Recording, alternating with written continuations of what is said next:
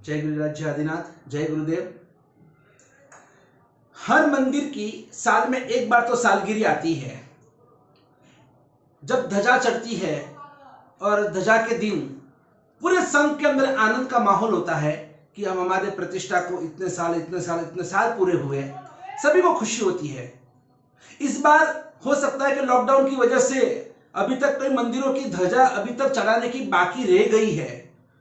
किसी को वो अच्छा नहीं लगता है, भाई अपने मंदिर की ध्वजाएं तो मुहूर्त पे हो जानी चाहिए, लेकिन लॉकडाउन की वजह से थोड़ा फेरफार हो गया। अब अच्छे मौके पे, अच्छे दिन, अच्छे मुहूर्त में सब चढ़ा रहे हैं।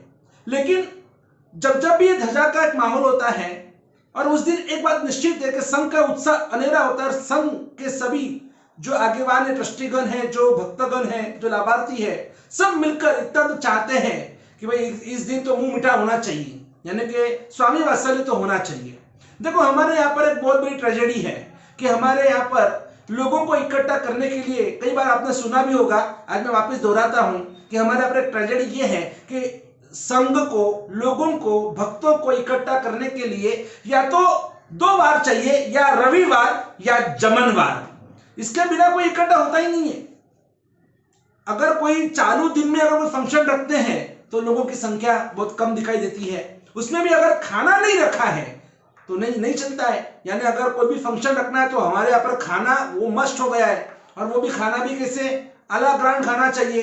5-10 आइटम से तो चलता ही नहीं है। 9 आइटम का श्रमण सम्मेलन के अंदर नक्की भाई 9 चीजों से ज्यादा स्वामी वात्सल्य में नहीं होना चाहिए, लिमिटेड संख्या से। लेकिन हमारे यहाँ पर ऐसे नहीं होता है। हमारे यहाँ पर जब भी सबसे बड़ा खर्चा, सबसे ज्यादा खर्चा रसोड़े का ही आता है। चाहे उद्यान देखो, नवानु देखो, छयपाल संघ देखो, आप कोई तपस्या देखो, कुछ भी प्रोग्राम होता है, शिविर वगैरह देखो, हर बार में आप देखो तो उसमें सबसे ज्यादा खर्चा हमारा खाने पीने का होता है।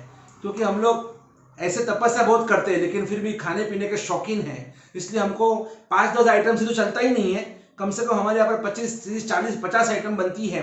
हमारे यहाँ पर जब प्रतिष्ठा का स्वामी वात्सल्य वगैरह होता है, कितनी आइटम, कितना क्या बनता है, ठीक है, वो अभी सब्जेक्ट नहीं। लेकिन मेरा ये कहना है कि सालगिरह के दिन जब जब स्वामी वात्सल्य होता है, हमने कई संघों में हमने निश्रा प्रदान की है, और हमने हर बार हमने देखा है कि जब जब भी ये सालगिरह होती है ना, आप देखो सालगिरह में उस संघ के अंदर मेंबर्स कितने, 3000 मेंबर्स, 4000 मेंबर्स, यानी कि वो संघ इतना बड़ा है कि 3000 लोगों की संख्या उस संघ से जुड़ी हुई है।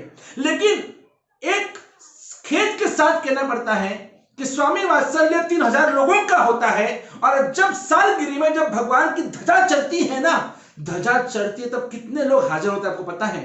200, 300, 400, 500, इससे अधिक संख्या कभी देखने को नहीं मिलती है। यानी समझ लो 10 to 20% लोग ध्वजा के समय पर मुहूर्त में हाजिरी देते हैं, और बाकी के लोग सिर्फ और सिर्फ स्वामी वात्सल्य का लाभ लेने के लिए आते हैं। ये उचित नहीं है। पूज्यपाद गच्छाधिपति श्री दौलत सागर सुरेश्वर जी महाराजा के साथ जब हम बॉम्बे से हम पालिताना विहार करके जा रहे थे, और बीच में शिरसाट करके तीर्थ आया, शिरसाट महावीर धाम, और हमारा एकदम डबल फास्ट विहार था, रोज 30-35 किलोमीटर का विहार था, और अचानक हम लोग सुबह शिरसाट पहुंचे और शाम को हमारा 15 किलोमीटर का विहार था। शाम का डबल विहार, इतना फास्ट विहार कर हम, और कम से कम हमको 26 दिन में हमको दादर से पालिताना पहुंचना था, सिर्फ 26 दिनों के अंदर। और ऐसे फास्ट विहार में शिरसाट में जब हम रुके, सुबह हम रुके और शाम का हमारा विहार फिक्स था, और दोपहर को वहां के मैनेजर और 2 ट्रस्टीगण आए कि गुरुदेव कल सुबह यहाँ पर महावीर धाम की ध्वजा है, तो गुरुदेव आपकी निश्रा में हमको ध्वजा करनी है। तो हमने, गुरुदेव ने मुझे कहा क्या करना है? मैंने कहा गुरुदेव अब देखो, आज शाम का 15 किलोमीटर, कल सुबह का 18 किलोमीटर, अगर हम कल रुक जाते हैं तो 15 और 18 कम से कम आप समझ लो 33 किलोमीटर हमारा स्पीड ब्रेक हो जाएगा, हम पीछे चले जाएंगे। उतना लेवलिंग करते करते और 4-5 दिन निकल जाएंगे, वो पॉसिबल नहीं है। गुरुदेव ने कहा कि देख विराट, कि एक बात समझ के रखना, जिंदगी में ये सीख मैं तुझे देता हूं, ये कभी भी जब भी मंदिर की ध्वजा सालगिरह होती है ना, अगर 1-2 दिन में अगर सालगिरह आती है तो एक तो ये सालगिरह, और अगर हमारे मंदिर में शांति स्नात्र अगर है तो शांति स्नात्र, ये 2 को कभी भी ओवरटेक करना मत, कभी निग्लेक्ट करना मत। कभी इन दोनों की डिवैल्यूशन करना मत। कुछ भी करो, कुछ भी एडजस्ट करो, लेकिन सालगिरी छोड़कर कभी जाना नहीं चाहिए। और शांति स्नात्र अगर गांव में या संघ में आसपास में कहीं है तो भले आप एक पूजा में बैठो, लेकिन आपको वो शांति स्नात्र का लाभ लेना ही चाहिए। भले आप पैसे से मत लो, भले आप पूजा के कपड़े में मत बैठो, लेकिन हाजिरी तो दो। जहां जहां शांति स्नात्र का विधान होता है, श्री श्रमण संघस्य शांतिर्भवतु, श्री ब्रह्म लोकस्य शांतिर्भवतु, पूरे विश्व को शांति देना है। इसके लिए हमें अपना योगदान देना जरूरी है। Never neglect Shanti Snatra and salgiri. ये सीख गच्छाधिपति ने उस समय मुझे दी थी और आज भी मैं उसको फॉलो करता हूं। जहां जहां भी सालगिरी होती है वहां वहां दौड़कर हमको जाना चाहिए। शांति स्नात्र में एक पूजा में भी बैठना चाहिए। लेकिन हम लोग तो क्या करते हैं, शांति स्नात्र 12:39 का होता है, कोई भी पूजा हो, कोई भी पूजन हो, और वो जो टाइम दिया होता है, पूजा का टाइम 2 बजे का, शांति स्नात्र का टाइम 12:39 का, विजय मुहूर्त का, लेकिन पब्लिक जमा कब होती है आपको पता है? जैसे वो जमनवार की बात है ना, वैसे पब्लिक जमा कब होती है, कब सब आते हैं पता है आपको? सबको पता है कि जैसे वो लास्ट में आता है ना, गायो गायो रे, गायो गायो रे, तो मम्मी जो होती है ना, चिंटू पिंटू मिंटू सीटू सबको लेकर, और वो भी कहती है आयो आयो रे, आयो आयो रे। क्या ये जब प्रभावना शुरू होती है, प्रभावना शुरू हुई इसलिए हम दौड़ दौड़ कहते नहीं। अब इस ट्रेंड को चेंज करना होगा, प्रभावना के लिए नहीं, जमनवार के लिए नहीं, कोई भी लालच के बिना हमें सच्चा धर्म करना है, क्योंकि ये भगवान हमें अनंत अनंत पुण्य से में मिले हैं।